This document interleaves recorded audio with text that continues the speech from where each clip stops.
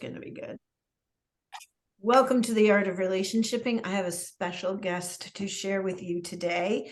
Loretta Ferucci is a health coach, and she is going to share with us her tips and techniques and how she goes about helping people, which is, incredibly insightful and deep. And I feel like you've got a tap into the whole universe, Loretta. God, no pressure. No pressure. No, totally just, I'm sorry. She's pretty cool. Let's see what she can share with us today. Thank you. That's better. Right. But we also know that I wouldn't have asked you here if I didn't see your profound skills. That just when you go online, you are prepared with something and you rattle off like, here's what's happening in the world. Here's why. Literally, you're tapped into the universe. So I say that because that's actually what I'm seeing. I don't mean pressure by it. It means you're a conduit that you can translate what's going on. I know you sent me something that I shared with everyone. I can read it here. Let me open it up. I think I've got everybody here. And do I have other people coming in?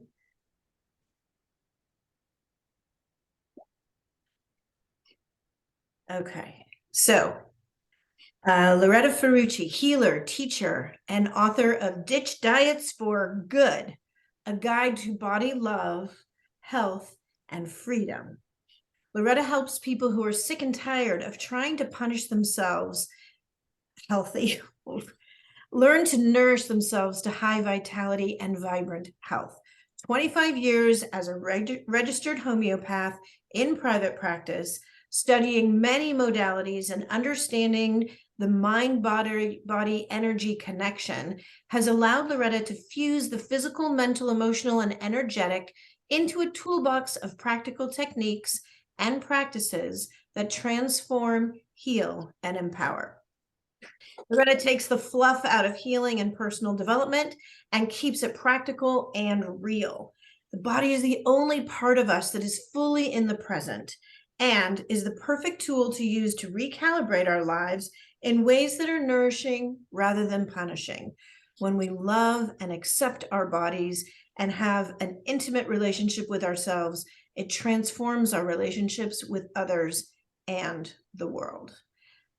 So I know, thank you for joining us today. And it's my pleasure. Donna is trying to join in here, so let me send her a quick link. I'm navigating, this is my control tower here. Okay, I did not receive it, emailed it again. Just now. So she'll jump in just a moment. Loretta, will you tell us a little bit about your story? I know this is super timely for many of us because we're talking about the relationship that we have with our physical self and how that transforms who we are and how we exist in the world, and how we relate to other people, our family, our environment, our intimate partners, our friendships, just our day-to-day encounters, all of it. And so it ties right into the art of relationshipping. I'll tell you, there's been a highlight focus recently, especially when we have constraints in our lives, external constraints that we either have influence or control over or we don't, but we're always in our bodies. And so that I think is so poignant right now, and learning the value of the relationship we have with our physical presence and our physical self is tantamount to experience in our lives. So with that, I'd love to share it over to you and see, we can co-teach if you've got something, however we want to go is perfect. Cool. Thank you so much, Michelle. And thank you, ladies, for having me here. I hope that this will be of value to you. And I hope what I have to say to you tonight will serve you in some way. So my story, my name is Loretta. As you know, I was born to an Italian father who was an immigrant into South Africa and a South African mother. And I developed a weight problem when I was about 7. I had a cousin who was like a brother who left town, and I had a sister who was like my second mother who left town and went to university, and I soothed myself with food. And when I was about 16, I was probably about 30 kilograms overweight. I don't know, that's a lot of pounds, probably about 50 pounds, I would imagine. And I went on a weight loss diet. It was something like, it wasn't Weight Watchers. It was something where, it was one of those ones where you count the portions and you weigh everything. It was something like that. And for 6 months, I was dogged and determined, and I lost the 30 kilograms. And after that, I would sort of gain, I'm trying to think in pounds. I would gain sort of 20 pounds and lose them and gain them and lose them. The usual yo-yo weight gain thing. Anyway, when I was 18 and I had to go off to university through a series of serendipitous events, I actually went to study chiropractic, but the chiropractic and the homeopathic course ran concurrently. And so before it was time to actually specialize, I changed to becoming a homeopath. So I spent my career helping people change their lifestyles, and obviously the importance of nutrition and managing their stress and da-da. So I ran largely a lifestyle-centered practice. And the thing that I noticed was that people, especially if they were sick and they were motivated to change their lifestyles, and then they would do that and they would have amazing results in terms of their health.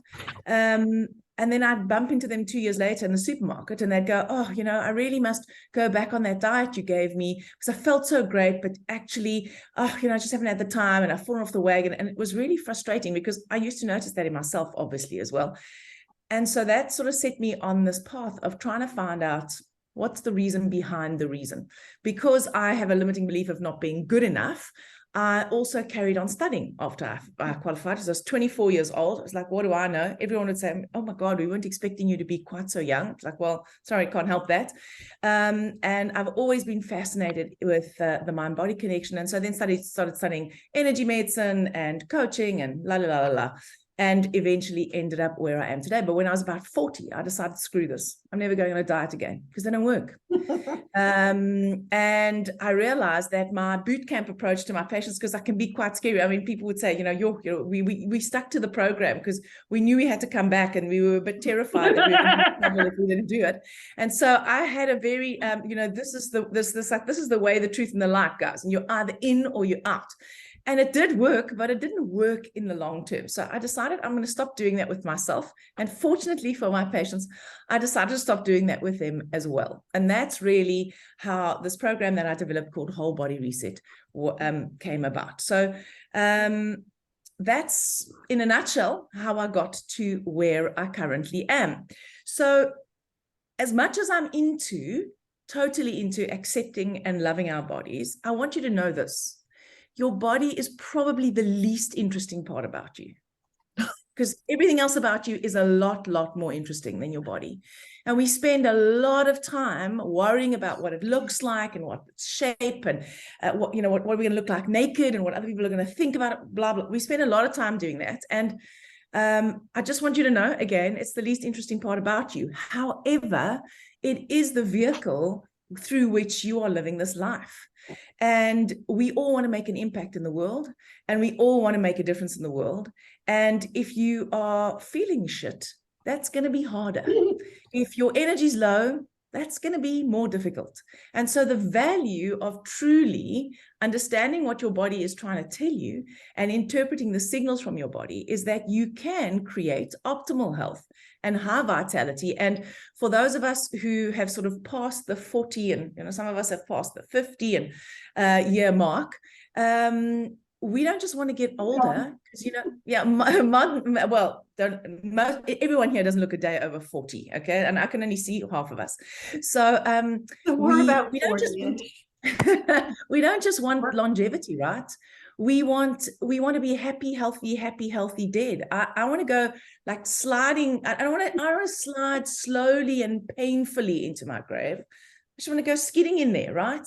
And so it is not just about how we are now, it is about how we can maintain our vitality.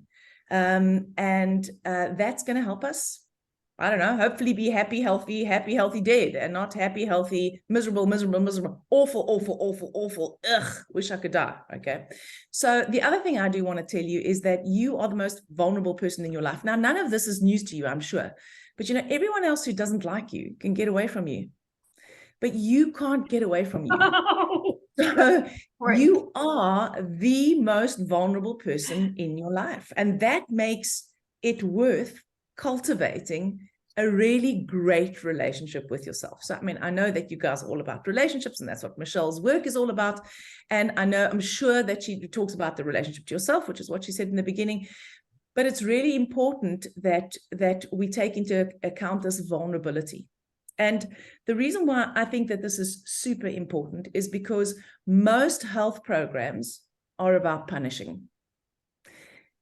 They're very masculine. They're very linear, eat this food, drink this much water, make sure you're sleeping this much, regulate your stress level, do it, okay? You got to do it. And very often what it does is it takes that feminine, nourishing aspect out of it. And that's really what I love and hope to put back into how do we look after our health, all right? So let's stop punishing ourselves. Let's stop trying to create an environment that if we were another person, we'd try and run away from ourselves. Let's rather nourish ourselves. Let's focus on nourishing ourselves so that we can have the optimal health and vitality. So I thought what I'd do so that I'm not just this talking head, because listen, I just want to tell you, I don't have a slide presentation that can dazzle you. First of all, it's 2:17 a.m. where I am.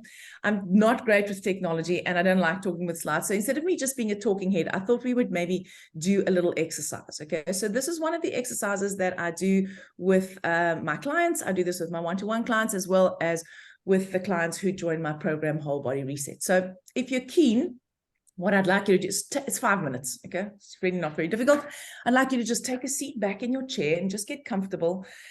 And then I want you to close your eyes and take a deep breath in through your nose. Feel your belly expand, your chest expand, your collarbones expand. And when you reach the peak of your in-breath, then just sigh it all out. And as you sigh it all out, just feel your body getting heavier, settling into the chair. And let's do one more deep breath in through our nose, expanding our bellies, our chests, our collarbones. And when you're ready, sigh it all out. And now I want you to take your awareness to the base of your spine. And I want you to imagine that there's a column of light extending down from the base of your spine, extending down through the foundation of the building that you're sitting in, down through all the layers of the earth to the very center of the earth, keeping you firmly grounded and rooted. And I want you to draw that energy from the center of the earth that represents that feminine principle, the mother, nurture. And I want you to draw that energy up through that column of light, back through all the layers of the earth, back up into the center of the base of your spine, and then draw that energy all the way up to the center of your chest, which is your heart center. And just leave that energy in your heart center for now. Now take your awareness to the crown of your head. And imagine there's a column of light extending up from the crown of your head, up, through all the layers of the atmosphere, to the very furthest reaches of the universe that you can send your awareness, to the source of divinity itself. And imagine that source of divinity as beautiful white divine light. This represents the masculine energy. Draw that energy down through the column of light, through all the layers of the universe, down through all the layers of the atmosphere, and down through the crown of your head. And allow that light to move through the crown of your head, down through your spine, to the center of your chest, and watch how that masculine energy fuses and mingles with that sacred divine feminine energy that you drew up from the center of the earth, until there's nothing but that sacred union, nothing but love. And then draw that energy up to the top of your head, move it down through your shoulders to the tips of your fingers, move it down through your torso, through your belly, through your back, down into the pelvic floor. Move it into your buttocks, And then send it down your legs to the tips of your toes. And imagine each and every cell being filled and surrounded by that, vibrating with this beautiful, unconditional healing love, filling your body with that. Now, I want you to think of a memory where you were the happiest in your life, the best memory you can connect to.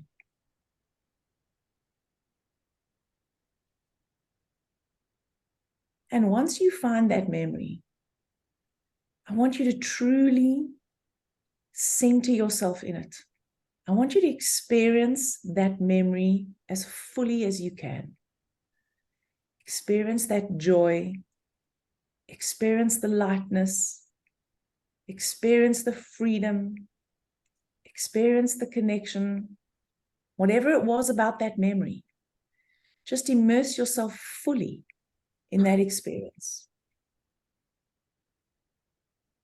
And as you feel the joy of that experience, as you experience that happiness, I want you to just notice what part your body played in getting you to that place.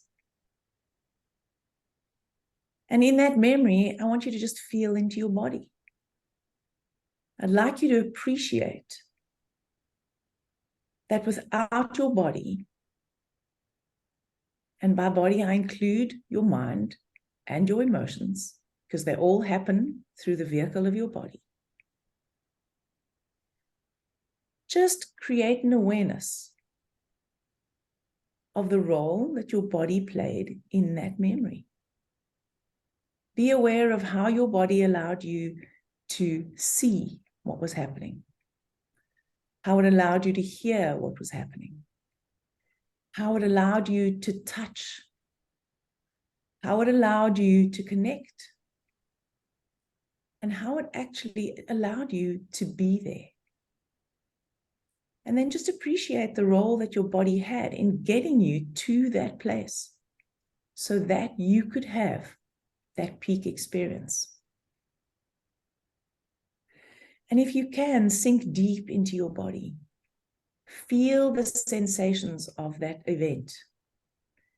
Feel what you were thinking. Feel your emotions. And just appreciate that all of that could not have been possible if you did not have a physical body. And as you connect to that, just spare a moment to thank yourself for having been there and for having created it. And to thank your body for having allowed you to have that experience.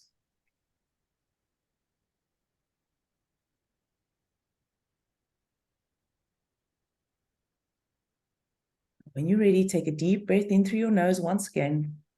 Feel your belly expanding, your chest expanding, your collarbones expanding.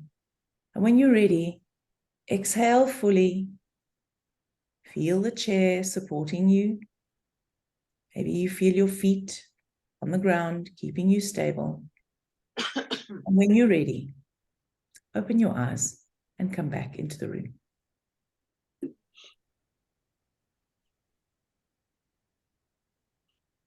Right, so that's, simple, right? Nothing to it. There's nothing very profound about that. But we don't often take the time to appreciate that you would not be sitting here. You would not have signed up with Michelle, the amazing relationship coach. You would not be on the road to finding the love of your life if you didn't have a physical body. So moving on from that, and back to my original about, why diets. And when I say diets, I'm not just talking about I'm not talking about weight loss diet. So mine was a weight loss story, but I'm not talking about weight in particular. I'm talking about health diets. Listen, I was in the business of 25 years of prescribing health diets. So honestly, if there's a diet, I've probably been on it or put someone on it, and or put some people on one and put other people on another, whichever was going to suit them better. And I'm not knocking that, guys. I'm not knocking avoiding the responsibility that what you feed yourself and how you hydrate yourself is going to have an effect on your energy and is going to have an effect on your health. Not at all. However, what I do know is that the way in which we generally approach these things, this prescriptive way, for many of us, for a small subset of the population, it works. And those are the people that generally have a high enough value on health or beauty to be prepared to pay the price that it requires to stay on the health straight and narrow. For the large majority of people, that doesn't work. And I'm going to tell you why it doesn't work. And I'm not going to be long, so I'm just going to give you a taste so that you can appreciate the importance of truly applying holistic principles to your life. So the first is, as I said earlier, that diets are punishing. So remember, I'm not just talking about weight loss diets, right? I'm talking about eat right for your blood type. I'm talking about avoiding certain things because they're inflammatory. Whether you should be eating meat or you should be eating more plant-based. Health is simple. Mostly plants, whole food, grass-fed meat if you're going to eat animal protein, and drink enough water and get enough sleep and have good relationships, manage your stress. It's not really that complicated. So if it's that simple, why are we not all doing it? Because actually, we're not all doing it, right? And the reason why is, because very often these systems are masculine and punishing. Now, I'm not knocking the masculine. Masculine is really important, but what we need is a combination of the masculine and the feminine. And we all, regardless of our gender or whichever gender we identify with, have a combination of masculine and feminine energies within us. And so when we do these masculine versions of health, what we do is we give our power away to the system. Oh, I am following a paleo diet. I'm doing keto. It's better than plant-based. I'm a plant-based eater, which is better than eating all those animals.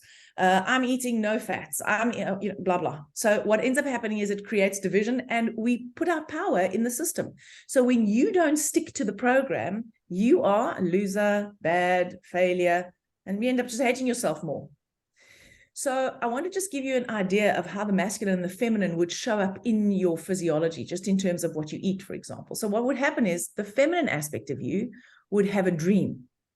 The masculine aspect of you would help interpret the dream. The feminine aspect would say, I'm hungry. The masculine aspect would go make a sandwich. The feminine aspect would say, I'm lonely, would pick up on I'm lonely.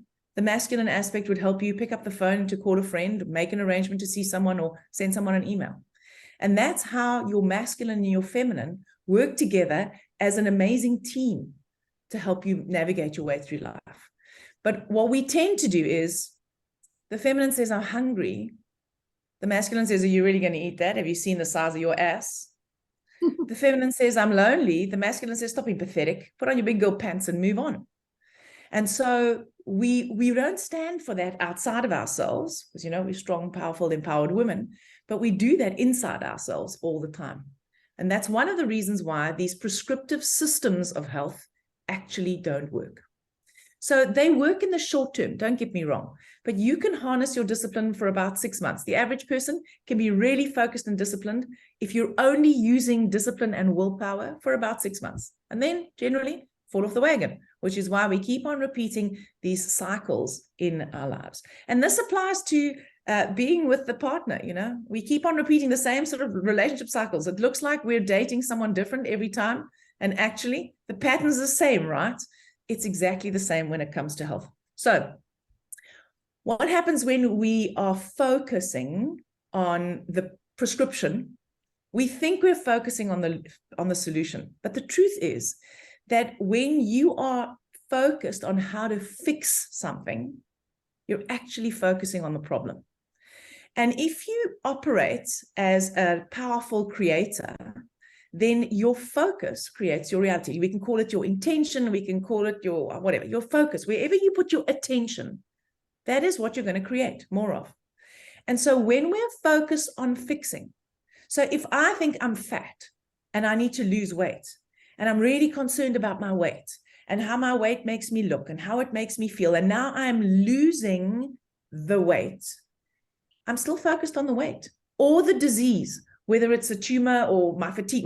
I'm focused on the problem because I'm fixing it. And the more whatever you focus on, you're going to keep on creating more of. So this idea that we've got to get in there and we've got to sort it out and we've got to fix it keeps us trapped in the fixing loop. So just to clarify, we are either creating from the place of our ego and our conscious mind, or we're creating from the place of what we really love, from our spirit or our soul or our higher consciousness, whatever you'd like to call it. A really good friend of mine and coach, she calls it she says your spirit is like a bird that's free. And what happens is we create the cage that keeps us trapped. That would be all our thoughts, our perceptions, our assumptions, the conditions we have to meet, all our expectations. That's the cage. You're either creating from the place of your cage, or you're creating from the place of your spirit. And here's the thing, your cage is run by your rational mind, and your spirit, well, is not run by your rational mind. And the only way you can access your spirit is through your intuition.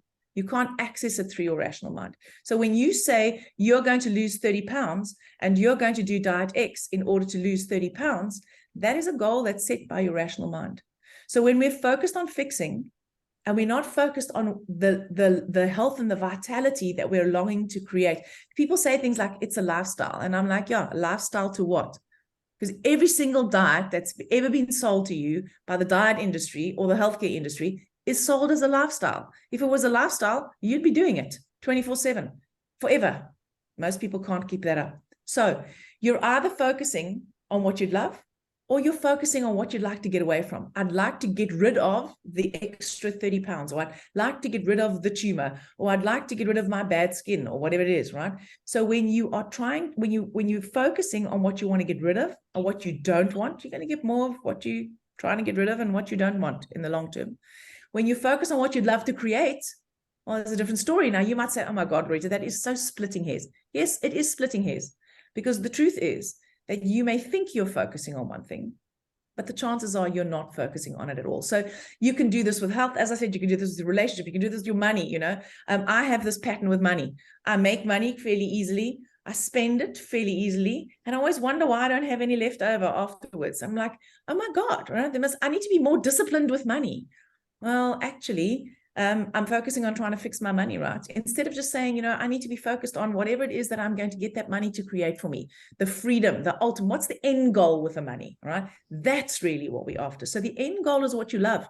The short-term goal is usually coming from your cage, what's keeping you trapped. And this is how it translates to your physical body, because basically you've got your spirit or your superconscious, you've got your ego, and they are both feeding into your subconscious, and your subconscious creates your reality. And it does this in your body because your subconscious runs your autonomic nervous system. And your autonomic nervous system is the part of your nervous system that runs everything that's automatic in your body. None of us have to sit and go, oh, it's middle of the month, better ovulate now. When that doesn't happen, your ovary just goes ping and out it comes, because it's run automatically. And that automatic function is governed through your endocrine system, and your endocrine system is run by your autonomic nervous system.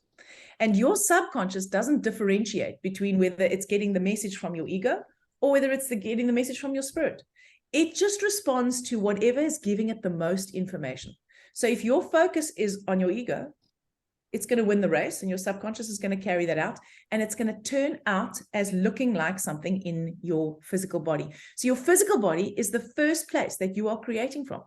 And that's why it's so useful to be tuned into your body and to be able to interpret what your body's trying to tell you, because it gives you valuable information about your relationship with money, your relationship with your partner, your relationship with your children, your relationship with the world, actually your relationship with the whole of life. The third reason why this doesn't work is because we're encouraged to be positive, right? It's all about your mindset. You know, if you've got the right mindset, then you can do anything.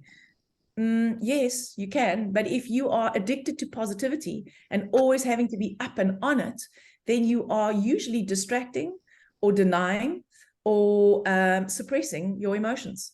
And your emotions are your thoughts made real. And your emotions essentially are your thoughts as they're reflected in your physical body. And every time you have an emotion, you release a cascade of chemicals unique to that emotion that is released by your brain, and it actually goes to every single cell of your body. So if you suppress that, you might think you're not feeling it, but your physiology is responding to it and it's remembering it. And so here's the beautiful thing about your focus creates your reality. It's not your attitude. So you can be feeling really shit and still be creating what you'd love. You don't have to be happy all the time.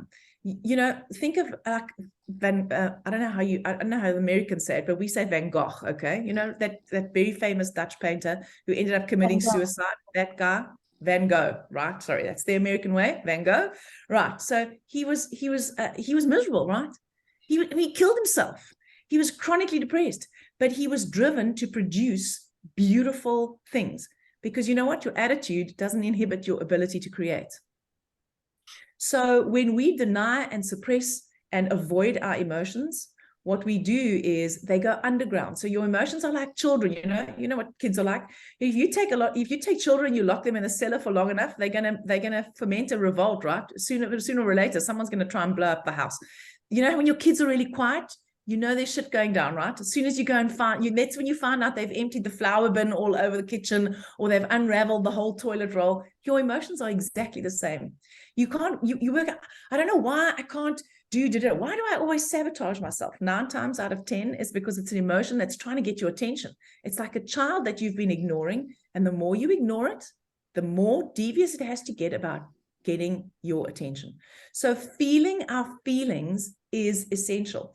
I have a little meditation. I'm not going to do it now because I don't want to take too much of your time, but I have a link to a very, very simple meditation. It actually I found this in a Buddhist text, and it is a beautiful way of teaching you how to feel your feelings. And I just want to clarify, expressing your emotion, like losing your temper and shouting, or giving someone the cold shoulder, or bursting into tears, expressing your emotion is not the same as feeling it.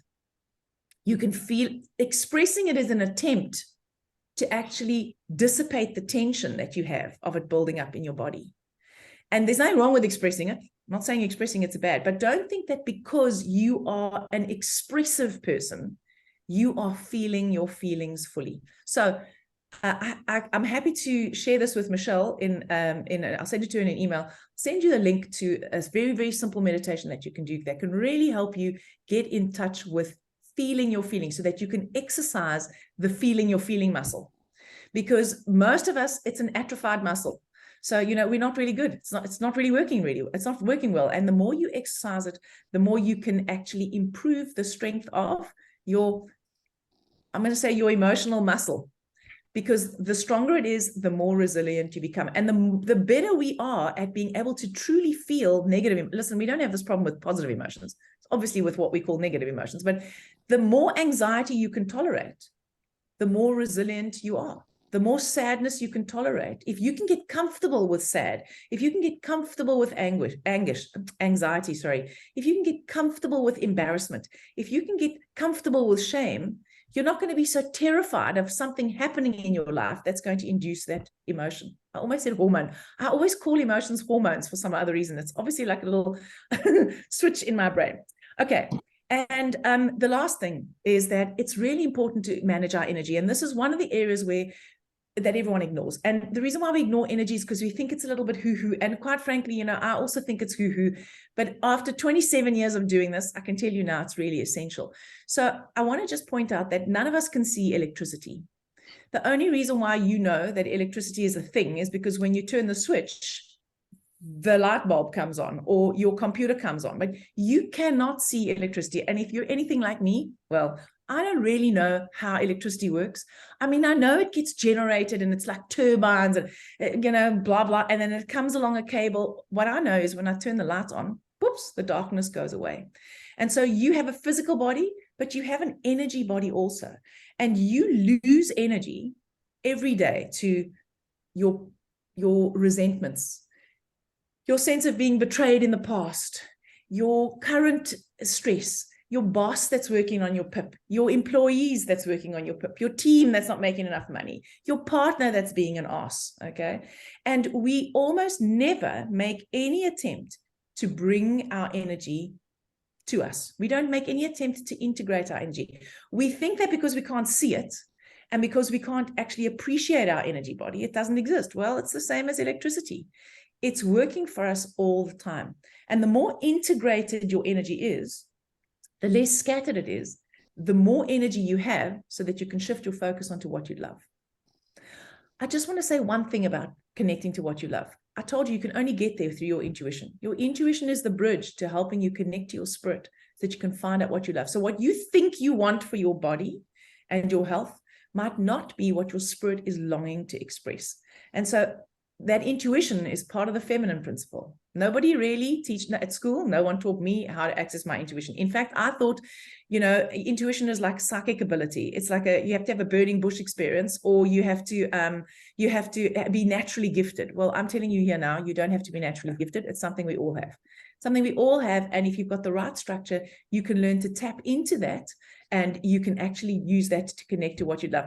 I just want to tell you, I have a client, and she actually has more of a problem in her relationship area than in other area of her life, right? And I love her. She's a real rational thinker. So I say to her, what do you think your intuition is? She says, your intuition is that gut feel that tells you that something is bad, but because no one else seems to be seeing it, you ignore it. And then later you find out, actually, you should have avoided that person because they're a psychopath. That's your intuition.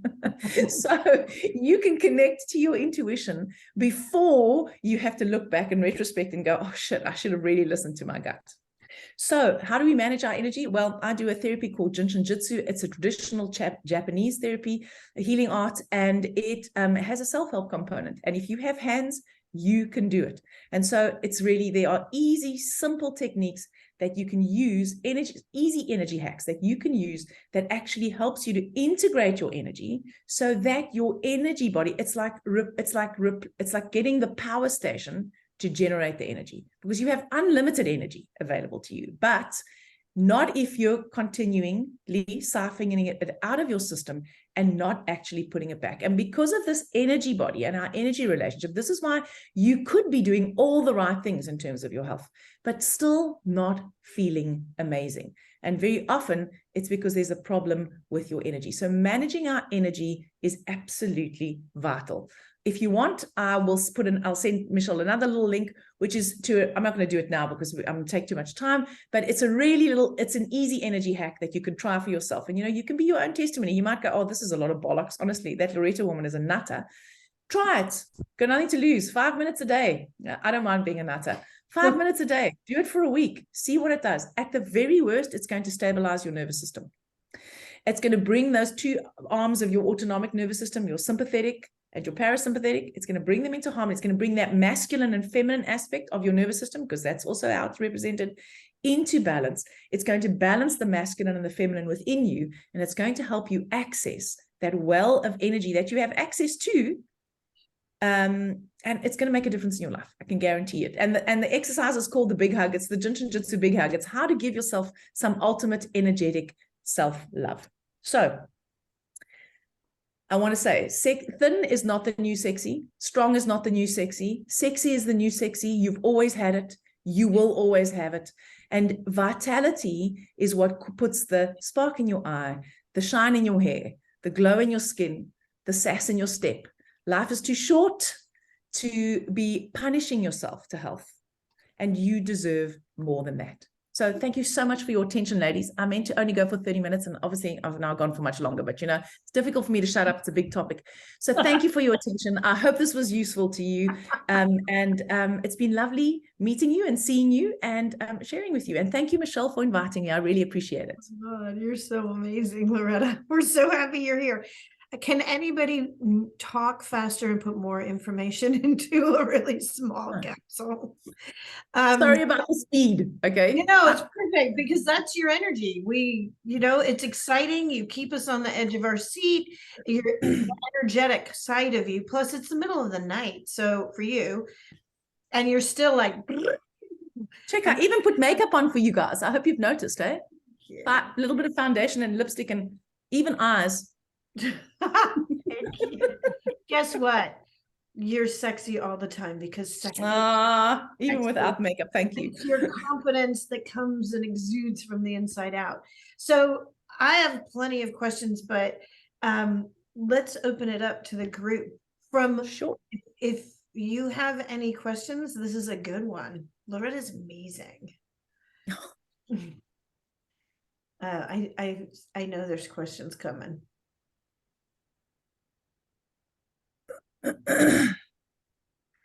Terry's just trying to swallow. Yeah, I'm not sure that it's a question necessarily. I mean, I live my life by the principles that you're talking about. Mhm. And it's interesting. I mean, I'd like to know more about this little exercise for energy. Mhm. But it's as the vehicle in which we reside in changes, how to remain in a positive relationship with it. Right. Absolutely. Well, So I will definitely, as I say, I'll send Michelle, I'll send you an email, and I have I have a little written thing, and I have a little video to show. It's like energy for dummies, and I hope that you'll find that useful. Thank you, and thank you so much for sharing. I really appreciate it. Thank you. Does anyone else have questions, or can I? Because no, go ahead. I just said basically what I just said was my turn. Do it like to have any questions?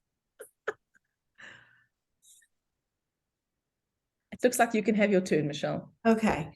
All right. I love what you were saying about, that diets were, it's like self-persecution. And I know the stories that I tell in my head are always like, oh, I don't have a thing. What if I just don't eat gluten anymore? Then I'll be fine. What if I just only eat this? And it's like, that never really worked for me. I never really ascribed to it. But finding out how we can have a relationship with the vehicle in which we are in, as I know I learned from everyone around me, becomes more and more vital to understand what's going on the inside. And I know you talk about the relationship that we have with self and being able to be intuitive and listen.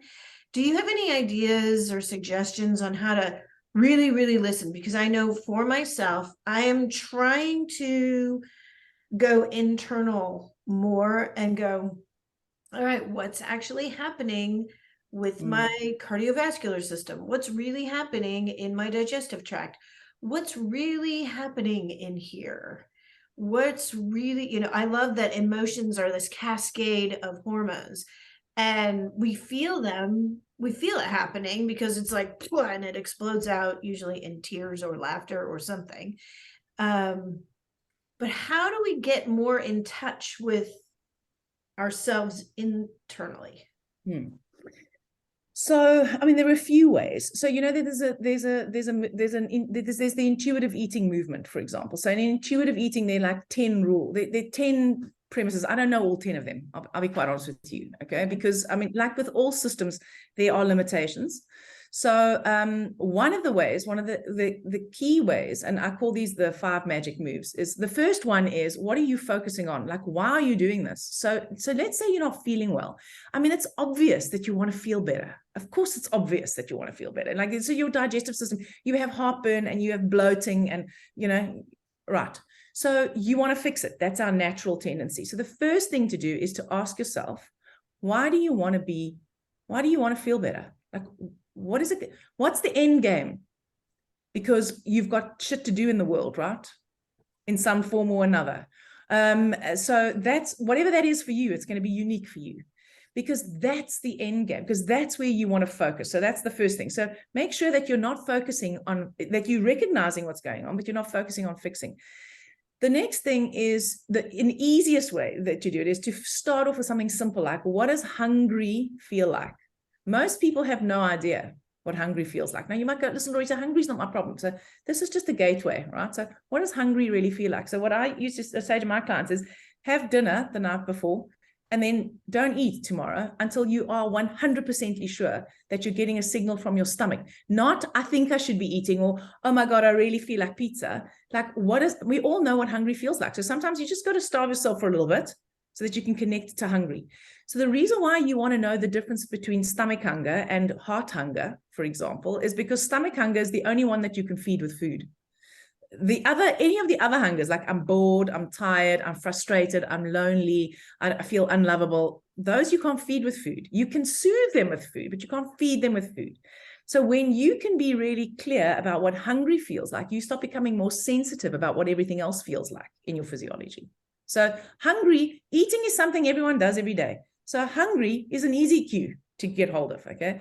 The second one is to, so once you've discovered hungry, you need to slow down a bit for this, and you've decided, okay, this is what I really want to eat. So the second one, what I say to people is like, what's going to nourish me optimally right now? Because, you know, sometimes a block of chocolate is really going to nourish you right now. Now, sometimes it's not.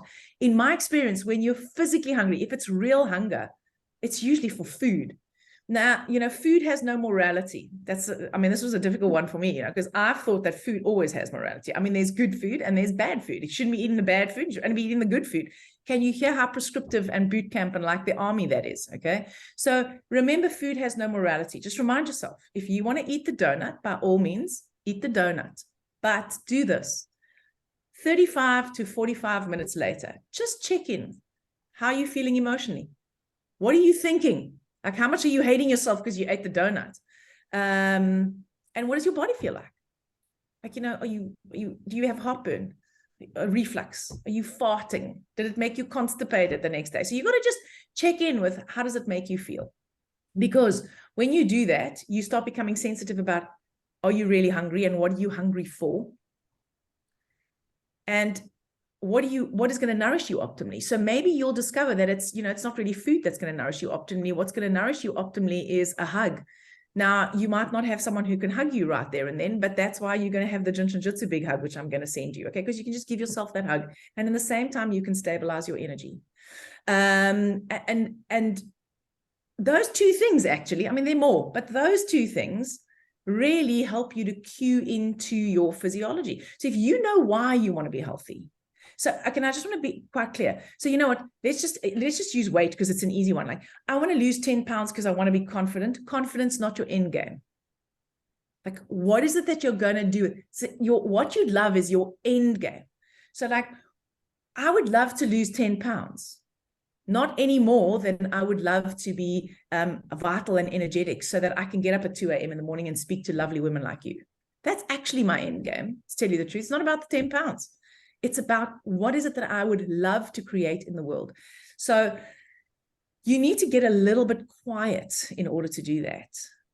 But when you really tune into what is it and how is it making me feel, and then you can actually also ask yourself, what is it forcing me to do, be, or have? Because I had a mentor, Dr. John DeMartini. He said this: the mind always lies, the body never does. That's why God put the clues in the body. So you always think you know better. Your body's the only part of you that is only in the present. It's never in the past. It's never in the future. It's only right now. So when you're like, yes, but you know, I don't think gluten's that bad for me. Okay, well, every time you eat gluten, do you feel awful? Yeah, probably. And would you like to feel great because you want to follow that on? Yes. So the next time you eat gluten, you might go, you know what, I'm going to feel shit when I eat this. Now, at least you're doing it consciously. You know what, I'm going to eat the donut anyway. Great. That's how we start. No one really wants to hear this because it sounds like it's going to take forever. I promise it doesn't take forever. It doesn't take forever for you to cultivate that awareness. It's like with everything.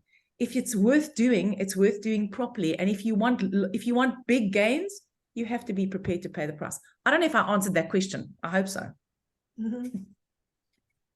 One of the things that I've been focusing on, like, I do a lot of driving now.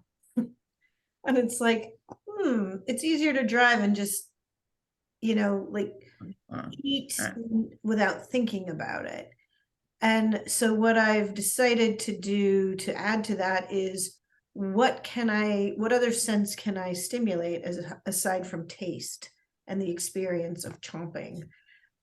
So yeah, you know, when you eat with distraction, like when you eat in front of the TV, you eat while you're driving the car, you eat at your desk while you're thinking about the 100 things that you're doing, you know, you're on your phone while you're eating. So here's the thing with food. We spend a lot of time thinking about food, planning food, and obsessing about food. And then when we eat it, we do it with so distractedly that we don't even taste it. Yeah. So, you know, so if you've ever been on a restrictive diet before, you know, you're like, oh my God, you know, you can't, like, you're not allowed to eat for 5 hours at a time, or one of those, you know, 8 or whatever, you know, if you're intermittent fasting and you're like you're so hungry, like you could gnaw your own hand off. And then when you get to it, you just hoover it in, you just like shovel it in, and you don't appreciate the experience. So eating with distraction is almost never for hunger. Look, it's not always like this, but almost never for hunger. So you want to really spend some time tasting it. So imagine food is like a lover, right? It's your new lover. This is the best sex you're ever going to have in your life. Do you want it in big chunks and rough? Sometimes, maybe, and quick, perhaps. But remember, the best sex you're ever going to have in your life. Or do you want it like slow? Do you want to experience all of it? Do you want to really enjoy it? Do you want to revel in the experience? Okay, well, food is essential medium. So, okay, don't every time you look at your food think about sex, but that might be useful because you want to treat it. It's part of your body, right? So I find that works for some people. Mm-hmm. Well, I think more of how profound there's different ways to enjoy. I call having sex in an intimate relationship a very high level form of communication. So you can have this very high level of communication with a sense of touch, with a sense of sound, with a sense of smell, taste, sight. A lot of what you do, Loretta, that I've seen also, it's more than just, how to nourish yourself. Because I know we get focused on diet because that's what culturally we're taught to look at. Program. For sure. And you go much deeper or wider or whatever in sharing how to gain that energy, how to focus on the why is what you're saying. But so I'm looking to tap into some of the other ways that you help people find that energy, because you'll talk about chakras and you talk about today is blah blah blah day of the week and the year, and this is what's happened. So that is something that started as a dare from a friend of mine who said, I bet you couldn't go online every day and talk about the energy of the day like astrologers do about astrology. And I was like, well, fuck you. Of course I can do that. And so that's how that started, all right, as a purely competitive thing. So I do a form of personality analysis with my clients. And what that does is it allows me to get to know them really well, and it allows us to use it as a coaching tool. And it's called your life map. And so it's a version of numerology. Let's not make it any more fancy than what it's supposed to be. And instead of like conventional numerology, you're limited to 1 or 2 numbers. This is a spread of 8 numbers. And so it's like your behavioral DNA. So I think of it like your behavioral home language. You can learn to speak fluent French, but English is always going to be your home language, right? So you're always going to dream in English. It's always going to be the one you're most comfortable with. You could learn to speak 20 languages, but you're always going to have your home language. And so your life map is your behavioral DNA. It's based on your date of birth, right? So first thing people say is, yeah, but there are 8 billion people on the planet. There are actually only about 8,000 different life maps, but there's subtleties, all right? So we don't really have the scope for that in this conversation. So the value of knowing that is you are almost always going to revert to default when you're under pressure. And so your life map is like your default behavioral setting. And because every single day has a date, right? Every single day literally has a life map. Now, Jinshinjutsu, which is this traditional Japanese healing art, I should give you a little bit of context. There are 26 areas in the body where energy becomes dammed or blocked, and they call them safety energy locks. And each one of those has a number. And each of the numbers has a meaning. And the meaning of numbers is universal. So whether they're Japanese numbers or whether they, Euclidean geometric numbers or whether they are, Chaldean numbers, they're the same. They mean the same thing. So Jinshinjutsu has these 26 safety energy locks. And each one has a number. And in Jinshinjutsu, the safety energy locks are all represented on the hands, on the fingers. So you've got 5 safety energy locks on each finger, and the last one is in the palm of the hand.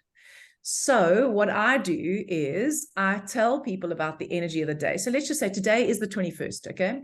21 is a safety energy lock over here in Jinshinjutsu. It means profound security or escape from mental bondage. So when safety energy lock number 21 is open or in harmony, we can broaden our mind. We can look beyond our mental constructs, the stories we always tell ourselves. Okay, so it's the 21st today.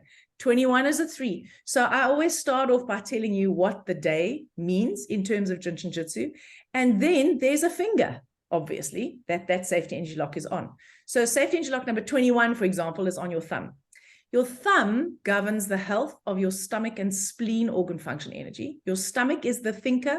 Your spleen is the feeler. So it brings your thinking and feeling function into harmony. It governs the surface of your skin, and it harmonizes the attitude or emotion of worry and anxiety. So holding your finger literally is you take the finger and you wrap the fingers of the other hand around it. This is as simple and as complex as it needs to be.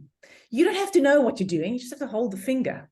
So when you hold your thumb, yeah, exactly. So some people go, okay, but how long must I hold it for? Okay, well, let's just start off by saying Jin Shin Jyutsu is an art. It's not a technique, but there are a few things you can do. So you can hold your thumb while you take 36 aware and conscious cycles of breath. There's a reason why it's 36. Or you can hold your thumb for 2 minutes, or you can hold your thumb for 5 minutes, or you can hold it for 20 to 21 minutes, because it takes about 21 minutes for energy to circulate through the entire being. And as simple as this sounds, you know, and a lot of people go, oh, God's sake. I mean, honestly, this woman's like with the fairies. Okay, so first of all, it's not my thing. Jiu-jitsu didn't come from me.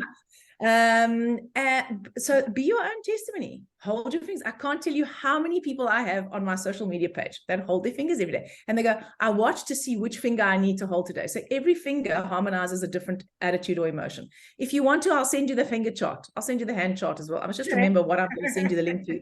So your index finger harmonizes fear. Your middle finger harmonizes anger and frustration. Funny, that's right. Your ring finger harmonizes sadness and grief and allows you to let it go. And your little finger, which is my personal preference, finger of choice, is it harmonizes pretending, like, you know, I'm okay. I don't need help. I got this covered. I can do this on my own. You know, your social media presence. I mean, I always, when I look at people, sometimes I see their social media profile, and then like you see them doing a live and you go, I mean, that's the same person. Doesn't look the same at all, right? I mean, obviously the filters are not whatever. Okay, so that persona that we project on social media, that's the pretending and the trying to. So they say it's pretense, like I'm fine, everything's okay, and the trying to, the striving, the comparing, the competing. This is most of us who are A-type kinds of people, this one. So whenever you are comparing, competing, or you are banging your head against the wall, but you are determined that you are going to do this, no matter how much everything is reflecting back to you that this is a bad idea, this would be the finger to hold. So I go live in the mornings during the week in my group Vitality Matters on Facebook, usually at about, I don't know, 7 o'clock in the morning here in South Africa. And I tell people about what they can expect from the energy of the day, because they're 8 numbers. And I tell them what the day means based on Jin Shin Jyutsu. And none of this is original, you can see. Just the way that I've put it together is original. And then I tell them, listen, shit's hitting the fan today in your life. Hold this finger. Take a deep breath. And so that's that, right? And so obviously with my clients, they get an in-depth one. Usually the very first session we have is their life map, because we refer back to it. So if the client says, I keep on sabotaging here, we go, okay, well, can you see that your villain, because we've all got a villain in our life map, this is your villain. This is your villain coming out, and it's then causing because sometimes when you just understand where it's coming from and you realize it's not because you are bad or you are useless or you are weak, you're like, oh, okay, that's what it is. It's my villain. So now you've got something else that you can be aware of and that you can notice, so that you can make choices that serve you better in your life. So that's the hooey part of that stuff. That's the energy part, right? I love that. Thank you. I know, I see you doing it, and I'm like, and then as the day goes on, I'm like, oh, man, she nailed it. It is, you know, it is like the astrology of the day. It can be uncannily accurate. So it might be, so, I mean, and it could be that I'm prepared to see that from that perspective.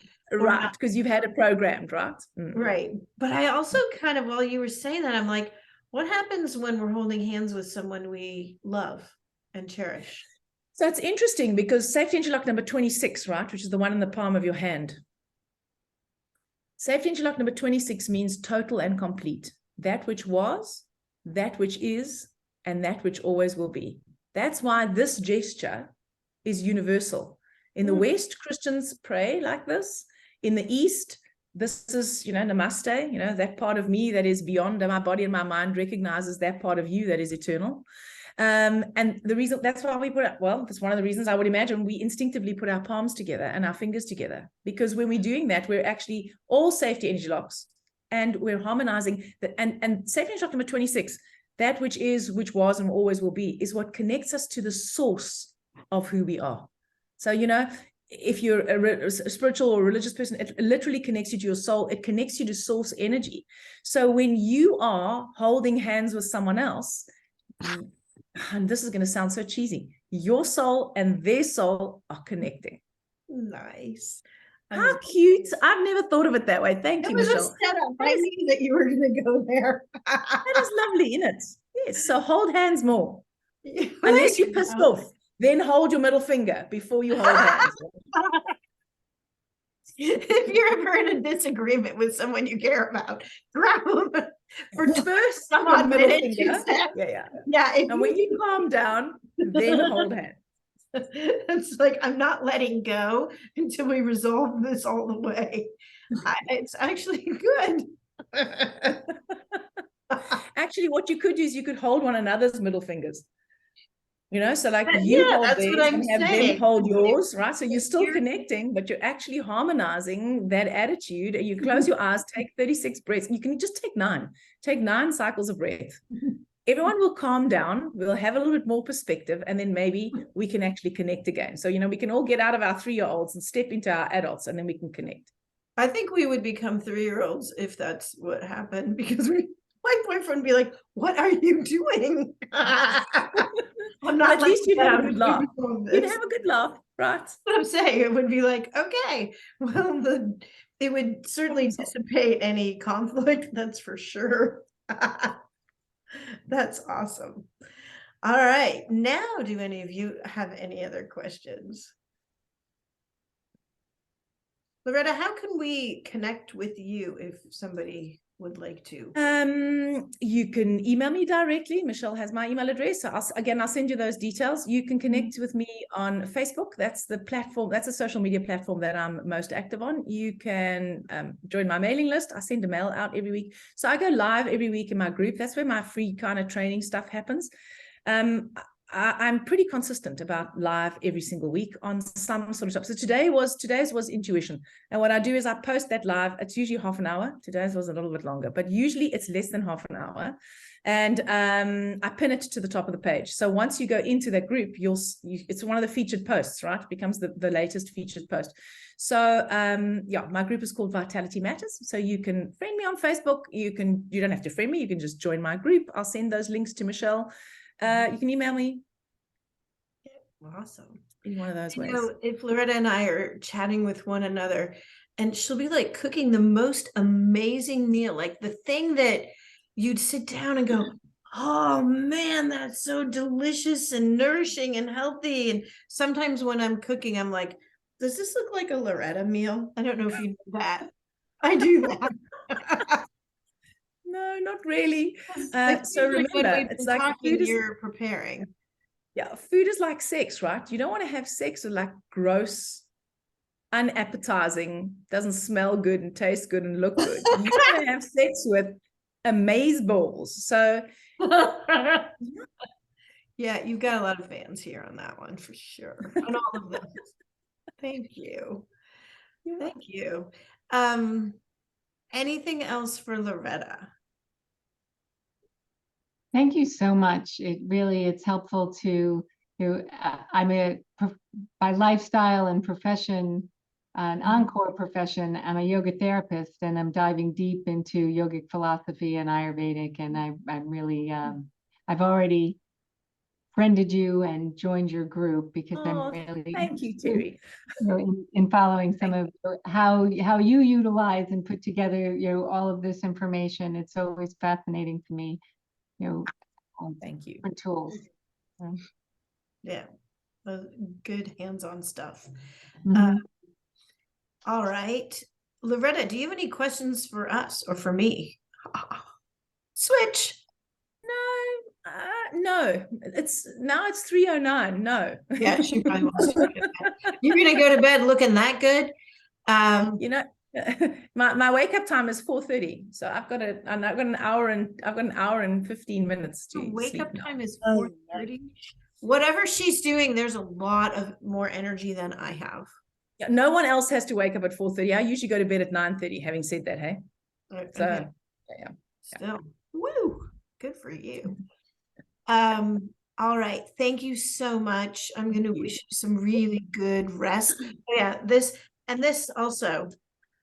I realize Thank you. there are more cultural things where we are putting our hands together for all of that. Absolutely. And you know, we're actually more the same than we think we're different, right? Yeah, Yeah. it's true.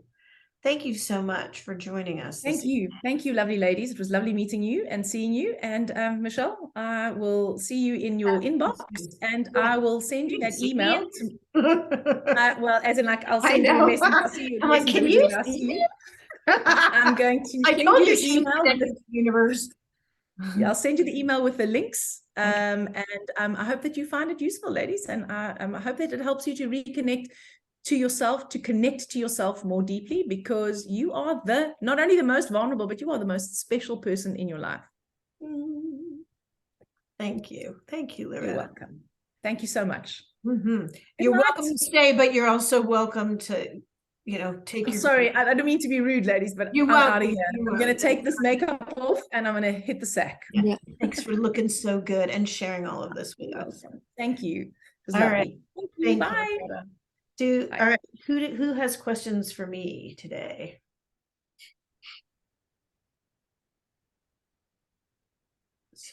Everyone's quiet.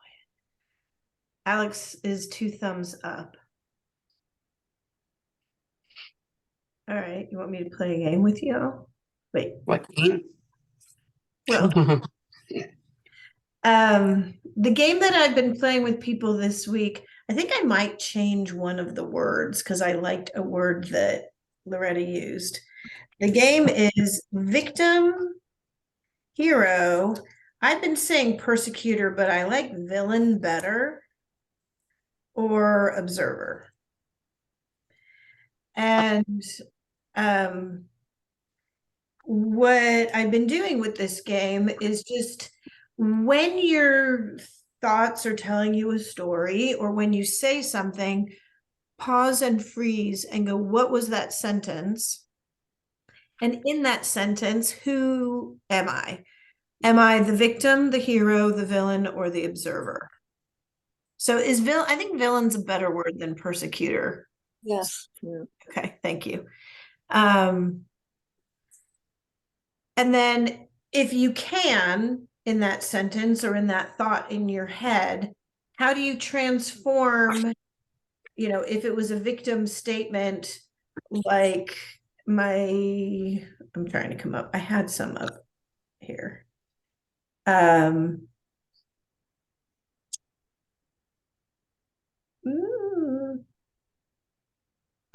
bummed because the only reason I'm happy is based on how other people reflect me.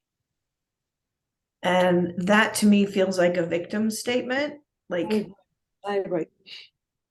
and then how would you turn that into a hero statement? I'm bummed. Put that in the chat so we can see it. Okay. I need to see it.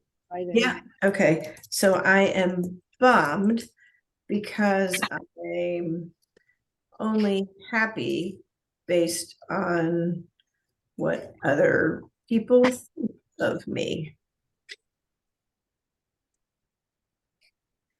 How do we? I am happy when I feel good about myself and when I do something that brings me joy and happiness.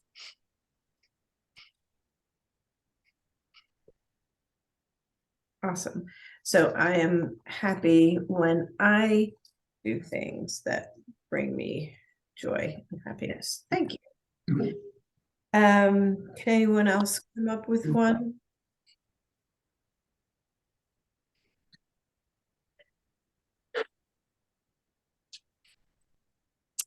How about I don't trust myself in intimate relationships?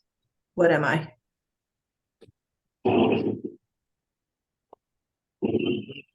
I'm not sure what this exercise Where is I'm doing. going with this is we say things or we have thoughts or we say things that are like, and what I'm trying to encourage everyone to do is to hear the words that are coming out of your mouth. And so I'm trying to give examples, but usually it's like during a conversation, I'll like capture some sentences that someone says. And it's like, wait, who are you in this statement? Are you the victim, the hero, the villain, or the observer?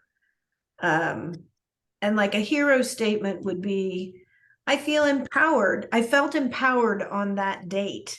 I knew that even if things didn't go my way, I was going to have a good time and that I got to choose the outcome I wanted on the date. That would be a hero statement. Or, oh gosh, he talked the whole time. I couldn't get a word in edgewise, and he rejected me. That would be, I mean, it could have Well, been. all right, so I don't trust myself in intimate relationships is something that I said, and it's a victim statement. I mean, It's you, it's not just you. This is a common, I come up okay, with, it's a common thing I hear. okay. Right. So how you did transform that to a hero statement.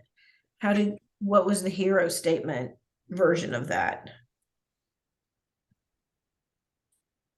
I mean, it's the opposite of that. I do trust myself in intimate Right. relationships. Right. I also hear, I feel empowered in relationships. I know how to navigate obstacles in relationships.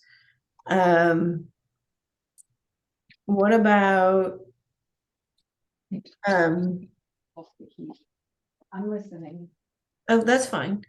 I'm trying to get you guys to come up with some, but, if you have trouble, I'll help you. Victim, hero, villain, observer. Hero, I guess. Yep. It's your fault that that thing broke.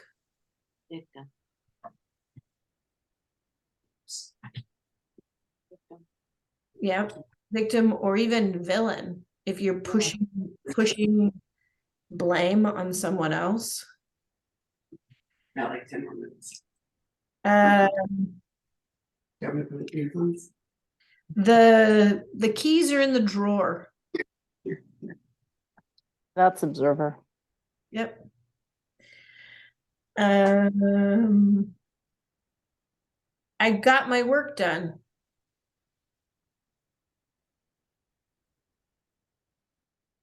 Observer. Has nothing to do with. Right. So can any of you come up with something that you may have heard yourself say or someone else say? Or- Life sucks. Yeah, that's a good one. If Or today's a shitty day. yeah, is that victim, hero, villain, or observer? Depends on how bad of a shitty day is. It could be an observer. Yeah, it could just be life sucks, observer, But it's or most likely a victim. yeah, or how about if we add to it, life sucks, but let's have fun anyway. Then we could turn it into hero. Yes. Right. Life doesn't have to be perfect to be joyful. Go on. That's a good one. I know we all want to hang out with Terry because she knows how to turn them around.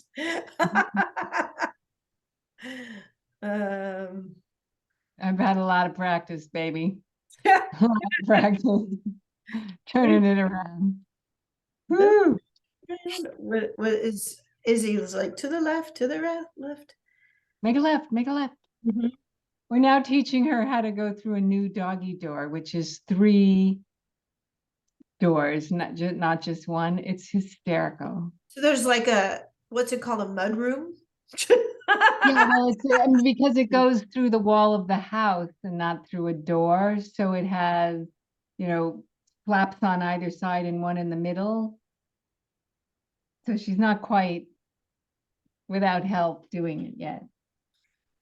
All right, let's see. I've just opened up some of the stuff that I'm teaching high school now, the art of relationshiping to high school.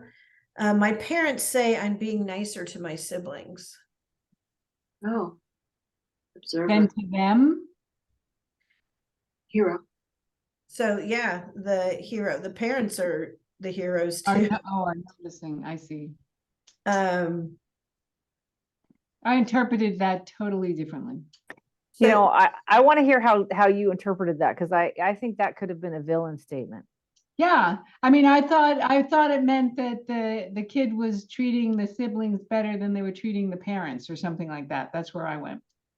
And I went with the siblings have acknowledged that they have treated somebody else poorly, that they were the, good one. Okay. I'm very glad I brought this one up because I only hear it with the tone that the person said it. And it was, as a result of using the tools that they're learning. Now they're being even nicer to their siblings and their parents have noticed it. Good one. I'm glad you presented that to me. There was one. I mean, this is an interesting thing, because I was thinking about when you said, is there anybody who's had any like thoughts that have today? I don't actually, I do know why I did it, but I ended up going down a rabbit hole at my house.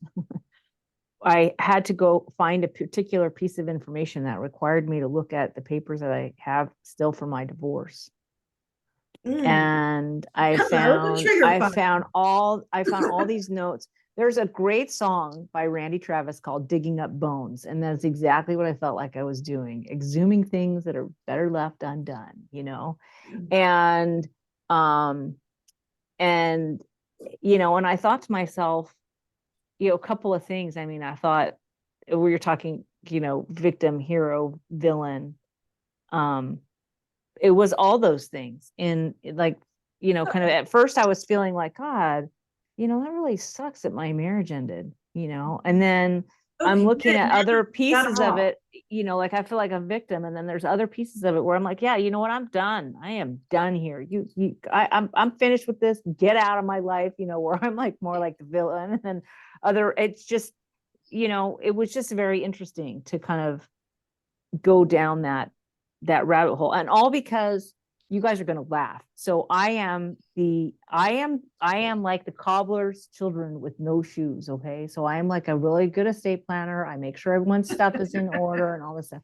And my shit is not. Okay. Oh, no, My no. ducks are not in a row.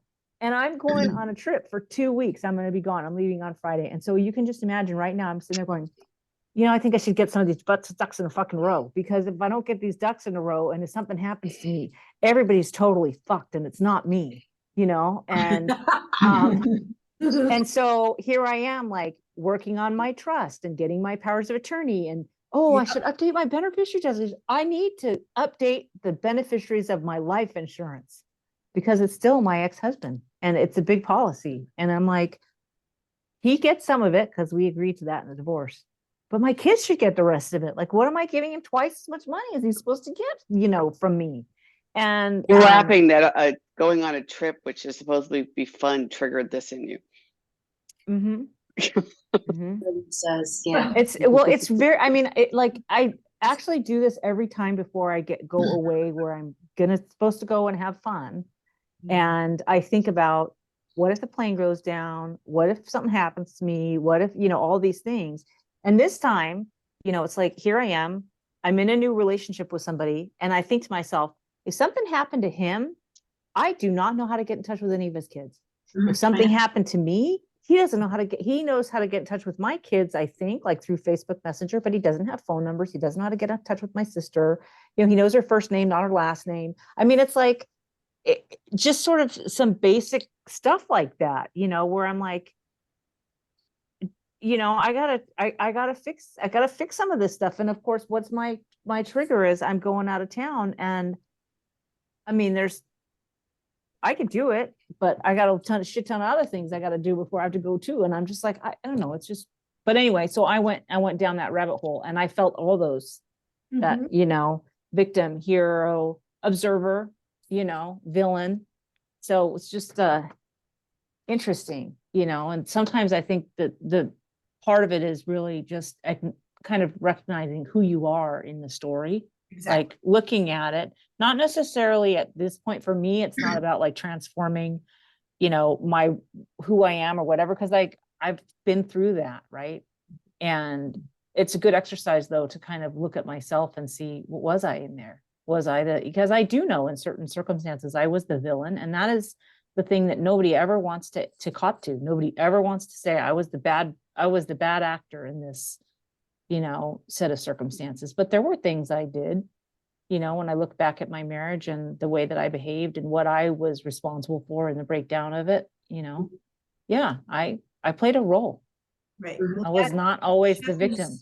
that shows your responsibility and accountability, that it does take two to tango. It also shows your willingness to understand that you were part in the play, so that you now have more of a command of who you choose to be in the future. That's what Well, the exercise is about. So, the other part of it is that I wrote down like what are my hopes and dreams. And I remember talking with my ex-husband at the time, and he thought I was fucking lunatic when I said, I don't want to hate you at the end of this. I want to feel like we can be friends and we can move on with our lives. And I want to be happy for you, and I want you to be happy for me. And, I mean, and in looking at it, it's like, wow, I think I actually achieved what I was looking to do, you did. and so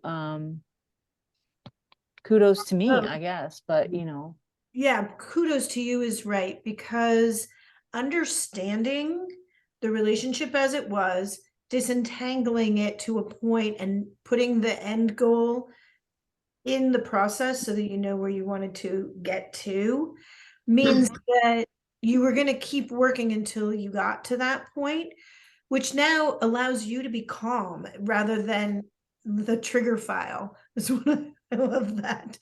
And whenever you would talk to him, perhaps, I mean, I know there are many people who have an antagonistic or a villainous relationship with exes. So you made sure that that's not how it is, and that you can be happy for one another. And it's a much more peaceful place to be. And yeah.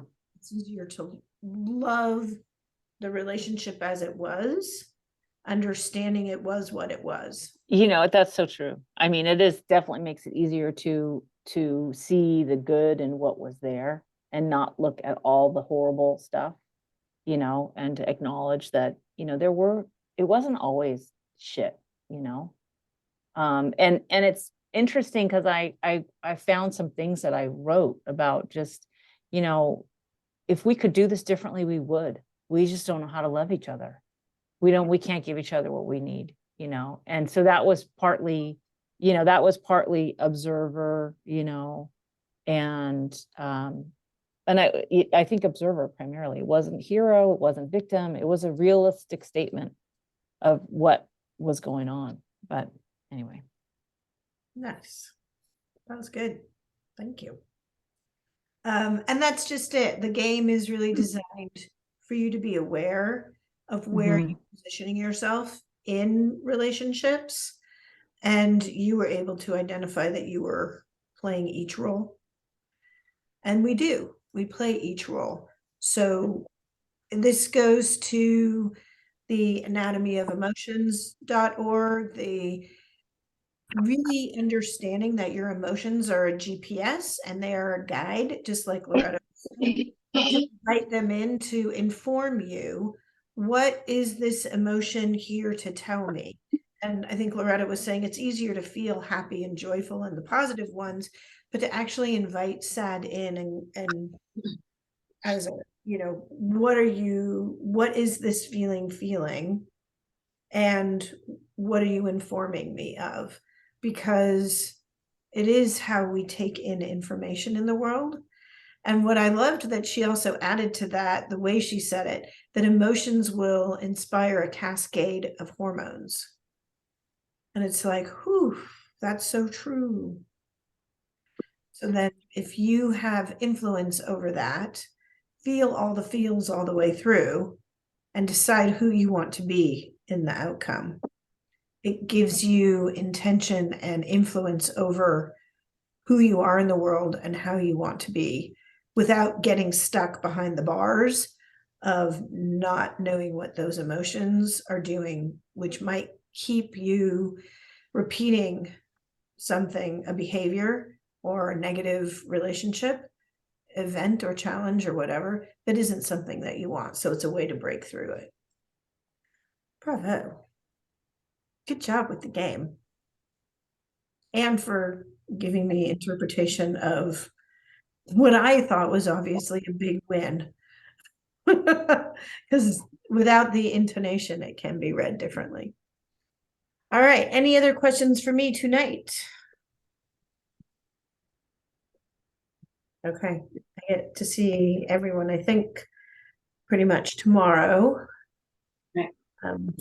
Awesome. I'm gonna. Okay. So that's the art of relationshiping for this evening.